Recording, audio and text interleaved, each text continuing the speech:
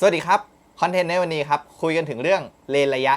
24-70 พอไหมครับผมขอบอกไว้ก่อนนะครับสำหรับเลนระยะ 24-70 นะครับผมคุยกันถึงระยะจริงบน full frame นะครับถ้าใครที่ใช้กล้อง APS-C หรือ Micro Four Third นะคุณก็คูณไปนะครับให้มันได้ระยะ 24-70 นะครับหรือจะประมาณนึงก็ได้นะถ้า APS-C เนี่ยคุณก็คูณ 1.5 ถ้าเป็นของ Canon คุณก็คูณ 1.6 แต่ถ้าเป็น Micro Four Third เนี่ยคุณก็คูณ 2 ไปเลยนะครับระยะ 24-70 นะครับผมเชื่อว่าเป็นระยะมาตรฐานของช่างภาพในโลกนี้เลยนะครับถ้าเป็นเลนส์ซูมนะครับระยะตั้งแต่24ไปถึง70นะครับส่วนมากก็จะเป็นค่า f 2.8 f 4 f อะไรก็ว่ากันไปนะครับหรืออาจจะมีระยะเพิ่มเติมอีกอย่างเช่น24จนไปถึง105นะครับแต่ว่าในเลนส์ตัวเกตโปรนะเขาจะให้มาเป็น24-70ที่มีค่า f เนี่ยคือ 2.8 แต่มันก็จะมีตัว f 4หรือตัว f อย่างอื่นด้วยนะครับแต่หลักๆเนี่ยระยะ24-70เนี่ยเป็นระยะมาตรฐานของคนใช้งานทั่วไปเลยนะครับรวมถึงเลนส์คิดบางทีนะครับเอาเป็นระยะใกล้เคียงนะครับอย่างเช่นตัวนี้เลยนะครับตัว Canon EFS 18-55 นะครับตัวนี้เนี่ยก็จะเป็นเลนส์คิดติดกล้องสำหรับกล้อง DSLR หลายๆคนน่าจะเคยผ่านกันมาแน่นอนนะใครที่แบบว่าเริ่มเล่นกล้องใหม่ๆนะครับตัวนี้ผมว่า 90% นะครับเคยผ่านเลนส์ตัวนี้มาแน่นอนนะครับมันเป็นเลนส์คิดติดกล้องนะครับระยะจริงของเขาเนี่ยมันก็จะเป็นประมาณ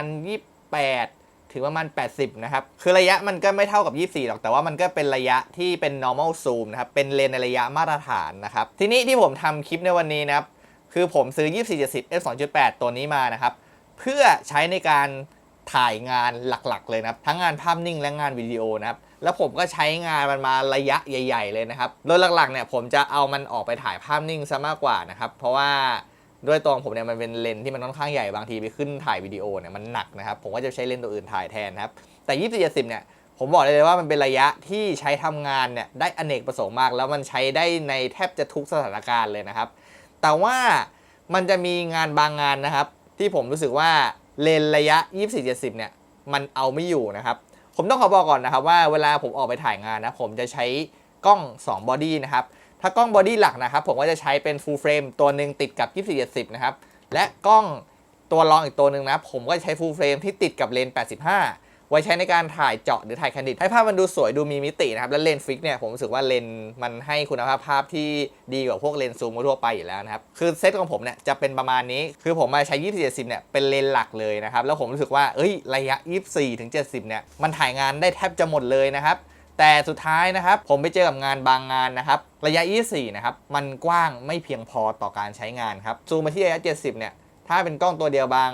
ช็อตเนี่ยอาจจะถ่ายแบบว่าไม่ถึงแต่หลักๆผมมาคุยกันถึงความกว้างนะครับคือระยะ 24 นะครับในลักษณะงานบางงานนะครับที่ว่าเราไม่สามารถคาดเดาเรื่องสถานที่ได้เนี่ยผมรู้สึกว่าระยะ 24 เนี่ยพอเอาไปถ่ายในหน้างานจริงเนี่ยมันแคบไปหน่อยนะครับผมยกตัวอย่างงานที่ผมรู้สึกว่าผมไปเจอมาแล้วผมว่าบางทีมันเอาไม่อยู่นะครับเรื่องความกว้างในระยะ 24 นะครับก็คืองานแต่งที่เขาจัดกันตามบ้านนะครับงานผูกข้อไม้ข้อมืองานมั่นเล็กๆนะครับที่เขาจะจัดกันตามบ้านนะครับซึ่งงานที่จัดตามบ้านนะส่วนมากที่ผมไปเจอเนี่ยจะเจอกับสถานที่ที่มันค่อนข้างที่จะจำกัดต่อการใช้งานนะครับคือระยะ 24 ที่ผมบิดมากว้างสุดแล้วเนี่ยผมยังรู้สึกว่าภาพเนี่ยมันยังดูอึดอัดอยู่นะครับหรือบางทีนะครับไปถ่ายตามโต๊ะงานแต่งนะครับบางทีเนี่ยระยะ 24-70 เนี่ย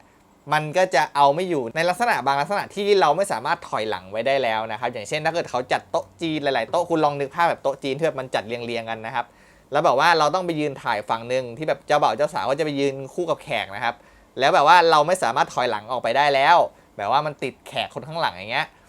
ระยะ 24 เนี่ยผมรู้สึกว่าบางทีเนี่ยมันก็ดูแบบอึดอัดไปนิดนึงนะครับแต่ระยะเลนที่ผมรู้สึกว่ามันถ่ายออกมาแล้วมันค่อนข้างที่จะโอเคนะคือระยะ 16 มิลนะครับก็คือเป็นเลนส์อัลตร้าไวด์ไปแล้วนะครับอย่างของผมเนี่ยที่ผมเคยใช้มาก่อนนะครับแต่อันนี้เป็น APS-C นะตัวนี้นะครับ EFS 10-22 นะครับคือถ้าไปคูณบนกล้อง Canon จริงนะครับมันจะเป็นระยะประมาณ 16-35 พอดีเลยนะแต่ตัวนี้มันเป็น f ไหลนะเป็นเลนส์ตัวเก่าของผมเลยนะผมใช้กับ Canon 90D นะคือระยะ 16 มิลนะครับมันจะเป็นระยะที่ผมรู้สึกว่ามันเหมาะกับงานลักษณะพวกนี้มากกว่าเลนส์ระยะ 24-70 นะครับคือผมเคยลองใช้เลนส์ normal zoom นะครับลองถ่ายไปเรื่อยๆนะครับแต่ในความรู้สึกผมเนี่ยผมก็รู้สึกว่ามันค่อนข้างที่จะแบบอึดอัดไปนิดนึงนะหรือแบบว่ามันจำกัดในการใช้งานเรื่องความกว้างของเลนส์ไปนิดนึงนะครับผมก็เลยตัดสินใจที่ว่า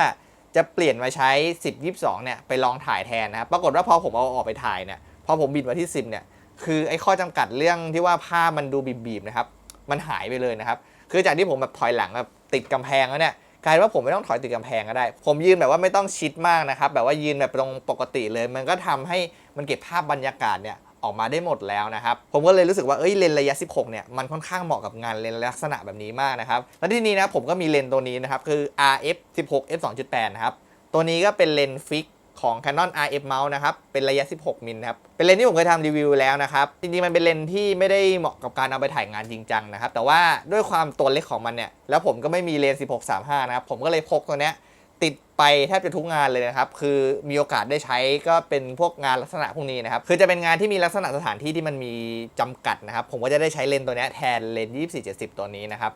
คือเลนส์ตัวนี้มันก็จะเป็นเลนส์ที่มีข้อจำกัดเรื่องเป็นระยะที่มันไม่สามารถซูมได้มันเป็นเลนส์ฟิกแล้วก็เลนส์ของมันเนี่ยมันขับไฟล์ออกมาที่มีขอบป่องขอบมืดเยอะนะครับซึ่งถ้าไปแก้ไขแบบให้ภาพตรงเนี่ยคือมันจะโดนครอปเป็นเลนส์ระยะมัน20เลยนะแต่ว่าผมใช้งานมันเนี่ยผมพอรู้ว่าผมควรจะปรับมันประมาณไหนนะครับซึ่งเลนส์ตัวนี้นะเป็นเลนส์ที่คุ้มค่ามากสำหรับผมนะคือผมเนี่ยพกติดกระเป๋าไว้นะครับแล้วก็มันทำให้ผมเนี่ยล่อนงานมาในหลากหลายครั้งแล้วนะครับก็สำหรับใครนะครับที่ใช้กล้อง Canon ตระกูล R นะครับแล้วไม่มีเลนส์อัลตร้าไวด์ติดไปทั้งตัวเลยครับผมแนะนำเลนส์ตัวนี้ครับ RF 16 2.8 นะครับตัวเนี้ยเป็นตัวเริ่มต้นที่ดีนะราคาปัจจุบันก็ไม่ถึงหมื่นนะครับราคาไม่ได้แรงมากด้วยนะครับสามารถเอาไปใช้งานจริงได้คือมันตัวเล็กมันพกติดกระเป๋าไว้ได้นะครับถ้าคุณใช้24-10อยู่เนี่ยแล้วคุณรู้สึกว่าเลนระยะมันอึดอัดไปนิดนึงนะครับซื้อตัวนี้ติดกระเป๋าไว้ผมว่าก็เป็นทางเลือกที่ดีทางหนึ่งครับทีนี้พอคุยเรื่อง24-10มันไม่พอกับในลักษณะงานนั้นส่วนงานอื่นเนี่ยผมเจอไว้ก็มีบ้างแต่ว่าไม่ได้เยอะมากนะครับส่วนมากถ้าผมไม่ได้หยิบเลน16ตัวนี้ไปเนี่ยผมก็จะหาวิธีการถ่ายให้มันเก็บแบบครบกันอยู่แล้วนะครับแต่ว่ามันอาจจะถ่ายยากนิดนึงนะถ้ามีพวกเลนอัลตร้าไวด์เนี่ยผมว่ามันก็จะง่ายมากกว่านี้นะครั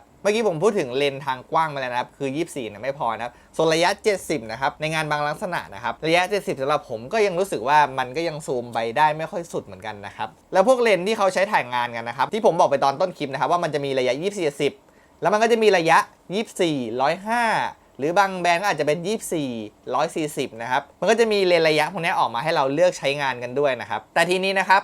บเลนระยะ24 105เนี่ยส่วนมากนะครับจะเป็น f4 หรือ24 140เนี่ยก็จะเป็น f4 เหมือนกันนะครับส่วน24-70นะครับถ้าเป็นตัวโปรนะครับมันก็จะอยู่ค่า f 2.8 ที่นี่ครับพอมันเป็นเลนระยะประมาณนี้นะครับมันก็จะทำให้คนใช้เนี่ยก็ต้องเลือกนะว่าเราอยากได้ระยะหรือเราอยากได้ค่า f มากกว่านะครับผมเคยไปใช้24 105มาอยู่นะครับ24 105ผมรู้สึกว่ามันเป็นระยะที่ดีนะมันเป็นระยะที่แบบว่า70เนี่ยมันซูมไม่ถึงแต่พอมันซูมไปที่105เนี่ยเฮ้ยมันจัดเฟรมได้ง่ายมากกว่านะครับแล้วผมก็เลยรู้สึกว่าผมก็ชอบเลนส์24 105เหมือนกันนะครับแต่สุดท้ายนะผมก็มาเลือกตัว24-70มาใช้งานแทนนะครับพอเรื่องค่า f นะครับค่า f 2.8 กับ f 4นะครับคือจริงราคานะครับถ้าเป็นตัวที่ผมเล็งไว้ที่จะมาตีตัวนี้นะคือ RF 24 105 f 4นะครับส่วนตัวนี้เป็น Tamron 24-10 f 2.8 นะครับตัว G2 นะครับเป็นตัว EF mount นะครับต่ออะแดปเตอร์ตรงนี้เอานะครับที่ผมมาเลือกใช้ตัวนี้เนี่ยเพราะว่าหลักๆเลยก็คือเรื่องค่ารูปแสงนะครับค่ารูปแสงเนี่ยผมรู้สึกว่ามันค่อนข้างที่จะสำคัญนะครับเพราะถ้าไปถ่ายในสถานที่ที่มันมีแสงน้อยนะครับในบางทีเนี่ยผมว่า f4 เนี่ยมันเอาไม่ค่อยอยู่มันจะเพิ่มค่า ISO เยอะกว่านะครับ f 2.8 กับ f4 นะครับค่าแสงนะห่างกัน1สต็อปนะครับ1สต็อปเลยนะถ้าค่า ISO ของ f4 เนี่ยจาก3,200เนี่ยถ้ามาใช้เลนส์ 2.8 เนี่ยมันก็จะลดลงมาเหลือแค่ 1,600 นะครับสต็อปหนึ่งสำหรับผมถือว่าค่อนข้างที่จะสำคัญนะครับและ 2.8 นะครับมันก็ทำให้การละลายฉากหลังเนี่ยมันมากยิ่งขึ้นด้วยนะครับแต่จริงๆเรื่องการละลายฉากหลังสำหรับผมมันไม่ได้เป็นปัจจัยหลักสำหรับผมปัจจัยหลักสำหรับผมก็คือให้ภาพเนี่ยมันสว่างมากยิ่งขึ้นนะครับผมก็เลยเลือกซื้อ24-10ที่เป็นตัว f 2.8 ครับแต่ปัจจุบันนี้นะครับ Canon นะครับออกตัว RF 24 105ที่เป็น f 2.8 มาให้แล้วนะครับแต่ราคาก็หลักแสนไปเลยนะครับสำหรับใครที่มีงบแล้วชอบทั้งเรื่องระยะด้วยและค่า f ด้วยนะครับก็ไปที่ตัวนั้นได้นะแต่ตัวนั้นผมรู้สึกว่ามันดีจริงแหละแต่มันก็ราคาสูงแล้วมันก็หนักด้วยมันบ้องมันจะคล้ายๆแบบ70-200นะสำหรับใครที่งบถึงก็ไปตัวนั้นเนี่ยผมว่าค่อนข้างที่จะจบเลยนะครับก็สำหรับเรื่องระยะนะครับสรุปง่ายๆคือคุณก็ต้องเลือกเอานะครับว่าคุณอยากจะได้24-10ที่ค่า f 2.8 หรือคุณอยากจะได้24-105ที่ค่า f 4กันแน่ครับก็โดยรวมนะสำหรับผมนะครับ24-10เนี่ยเป็นเลนส์ที่ค่อนข้างดีมากๆสำหรับผมนะครับมันเป็นเลนส์ที่ใช้งานได้ในหลากหลายสถานการณ์นะครับแต่ผมรู้สึกว่ามันก็ต้องมีเลนส์แบบเพิ่มติดตัวอีกสักอันหนึ่งนะครับถ้าเราใช้ในงานที่มันเฉพาะเจาะจงนะถ้าใครที่ไปถ่ายในที่แคบนะก็แนะนำให้ติดเลนส์วายเพิ่มไปตัวหนึ่งนะครับถ้าใครไปถ่ายในสถานที่ที่อาจจะต้องมีการซูมเข้าที่มันเยอะๆนะครับจริงๆเซตที่มันคู่กับ20-70เนี่ยมันคือ70-200 f 2.8 นะครับถ้าคุณมีงบเนี่ยคุณก็ใช้มัน2บอดี้นะใช้2เลนส์นะครับแทบจะจบอยู่แล้วนะครับหรือถ้าเกิดคุณมีงบประมาณมากขึ้นอีกแล้วคุณแบกได้นะคุณก็ซื้อ16-35 f 2.8 ไปเพิ่มอีกตัวหนึ่งนะครับ มันก็จะกลายเป็นว่าคุณมีเลน3กษัตริย์นะครับคือคุณมีเลน3ตัวนี้16 35 24 70 70 200นะครับคุณมีเลน3ระยะนี้นะครับคุณขายงานได้แทบจะทุกงานบนโลกนี้แล้วนะครับมันใช้งานได้แทบจะทุกอย่างอยู่แล้วนะครับสำหรับผมเนี่ยเลนระยะ 24-70 เนี่ยมันก็เป็นทางเลือกของช่างภาพด้วยช่างวิดีโอด้วยนะครับที่ไม่ได้ใช้งานในสถานที่ที่แบบว่าต้องเจาะจงมากๆนะครับผมว่ามันเป็นเลนที่มันอเนกประสงค์จริงๆนะมันใช้งานได้แทบจะทุกอย่างเลยนะครับเพียงแค่ว่าในความกว้างเนี่ยมันอาจจะไม่ได้สุดมากในการซูมเนี่ยมันก็จะไปไม่สุดมากนะครับแต่ในระยะกลางๆเนี่ยผมว่ามันทำออกมาได้ดีใช้งานง่ายและเหมาะสมกับราคาก็เป็นยังไงกันบ้างครับกับเรื่องเลนระยะ 24-70 นะครับ 24-70 เนี่ยสำหรับผมเนี่ยช่วงแรกๆผมคิดว่าตัวเดียวเนี่ยใช้งานแบบจบๆเลยแต่พอไปใช้งานจริงเนี่ยมันไม่จบสิมันเจอนู่นเจอนี่มันเจอปัญหาหลายๆอย่างนะมันทำให้ผมเนี่ยว่าต้องไปเพิ่มส่วนเลนตัวเล็กต้องไปเพิ่มส่วนเลนกว้างบ้างหรือเลนซูมอะไรพวกนี้ก็จะไปเจอปัญหา